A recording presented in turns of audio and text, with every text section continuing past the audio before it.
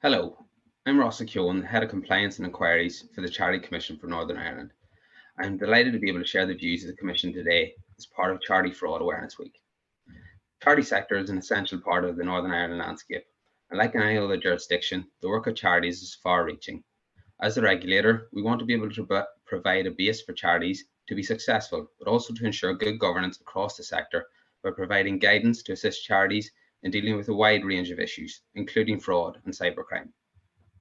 The Commission encourages charities to actively engage with us in relation to these types of issues. Our website outlines a number of ways that charities can alert us to fraudulent activity through raising concerns or the use of serious incident reporting. This month, we will also be launching our new Concern Smart Form, which will allow us to better categorise, manage, and respond to reports of fraud and cybercrime.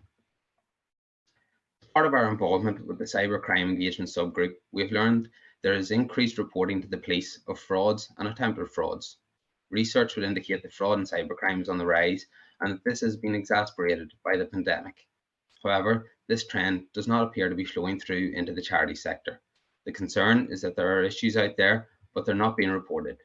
This may end up as near misses on many occasions, but there will inevitably be incidents where problems occur.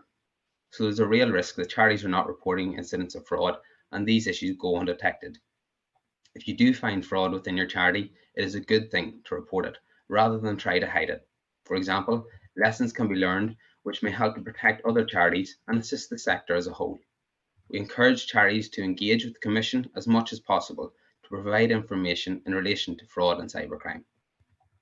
We also encourage charities to limit their fraud risk through effective fraud response plans and by being aware of the ever-changing threat of fraud, ensuring that charity trustees, staff, volunteers, as well as their donors and supporters can recognise the warning signs. The Commission encourages everyone to look out for the warning signs of fraud, to listen out for good fraud prevention ideas and advice, and to share these widely, and to speak out if you see something suspicious and report your concerns to the Commission. We have also produced guidance on giving safely to charities, which indicates some of the key messages that the giving public should be aware of. This includes, firstly, confirming the charity has registered with the Commission, and if so, what is their unique charity number? Secondly, by being vigilant when donating online, especially when responding to emails or clicking links. If you have any concerns, don't hesitate to contact the charity directly. And finally, if giving a cash donation to a charity collector, confirm whether the collector has the authority to collect money on behalf of the charity by reviewing their permit or license. We recently completed a people survey to measure current levels of public trust and confidence in the local charity sector. Encouragingly, 84% of people surveyed had a medium or high level of trust in the charity sector, with 4 in 5 members of the public stating that they had supported a charity in the last 6 months. It is extremely encouraging to see such a high level of trust within charities in Northern Ireland, and we need to ensure that those charities are protected against the threat of fraud and cybercrime. Therefore, a strong counter-fraud culture should be developed to encourage the robust use of fraud prevention controls and a willingness to challenge unusual activity and behaviour. It is important we build on that trust within the sector and assure the wider public that fraudulent activity cannot be tolerated. Unfortunately, it is the trust of individuals within charities that is most open to exploitation. Most reports of fraud and deception brought to our attention unfortunately come from within charities, as the following examples highlight. In recent times, we have encountered 2 strikingly similar case studies where fraud arose. Both cases were in charities where the internal protocols were strong, although adherence with them was weak. In the first case, the charity was notified by its bank who were concerned of possible fraudulent signatures on cheques. The charity trustees responded swiftly and decisively.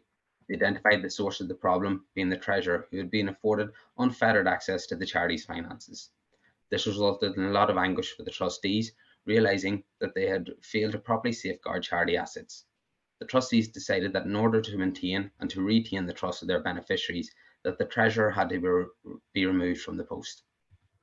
In the second case, again the charity was contacted by the bank and informed that routine checks had turned up some suspicious activity. This was an entirely unsophisticated fraud, as the treasurer had transferred money from 2 charity accounts into a personal account. The trustees faced exactly the same challenges as in the first instance. They recognised their own failings, they recognised they had abandoned strong procedures in favour of expediency, but on this occasion chose not to remove the person from post, which had damaging results further down the line. Charity sector is stretched, and these two anecdotes point towards placing too much trust in individuals while circumventing strong internal controls. So I go back to my earlier point that although we see clear levels of trust within the charity sector, we all must remain vigilant to ensure charity assets are used in the best interest of their beneficiaries. I would like to finish by promoting our recently launched Stakeholder Engagement Forum. I have mentioned a number of times about how important it is for charities to engage with the Commission to help combat fraud sector-wide, and this forum provides a brilliant opportunity to improve that engagement.